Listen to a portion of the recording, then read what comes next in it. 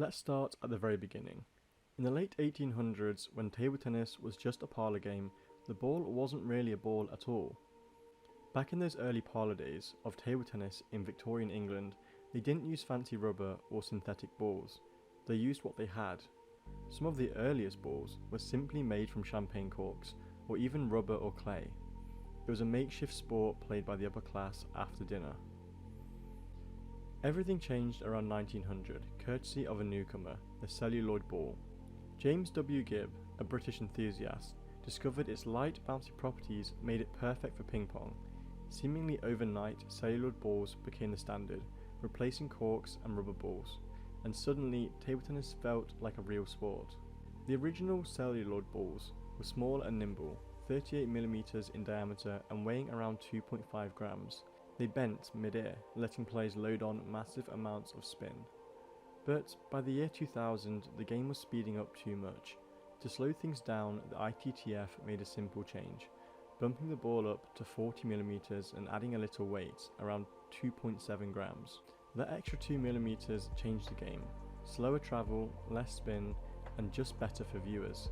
However, to counteract this new slowness, equipment manufacturers started developing faster rubbers, so it's uncertain if this change had any real impact in how the sport was watched.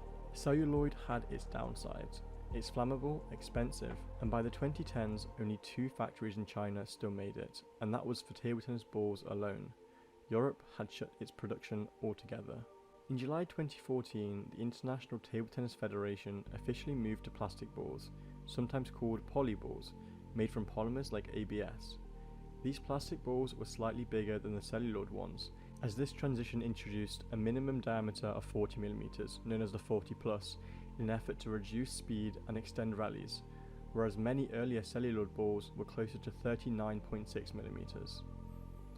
Plastic balls come in 2 forms, those with a seam and those without. The seamless ones are more modern, but early on there were plenty of quality issues.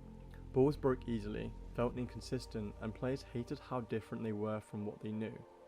However, by mid-2016, ABS plastic variants improved. They were rounder, tougher, and more reliable. Manufacturers from China, Japan, Germany added their own takes, and by the end of 2019, there were nearly 100 different non-celluloid balls on the approval list, and prices started to fall. So, what changed on the table? Plastic balls bounce higher, seem to travel slower due to the slight increase in size, and critically deliver less spin. That meant players had to adapt. All-round defensive players seemed to thrive, as the change suited their game style.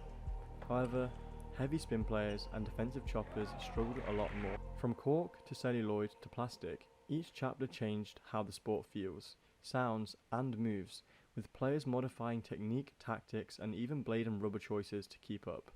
Our little ball carries the history of table tennis in every bounce, and as it changed, so did how we play, watch, and feel the game. And that's the story of how the table tennis ball kept changing the sport. It's crazy to think that something so small could have such a big impact. If you enjoyed this dive into table tennis history, hit subscribe and stick around for the next one.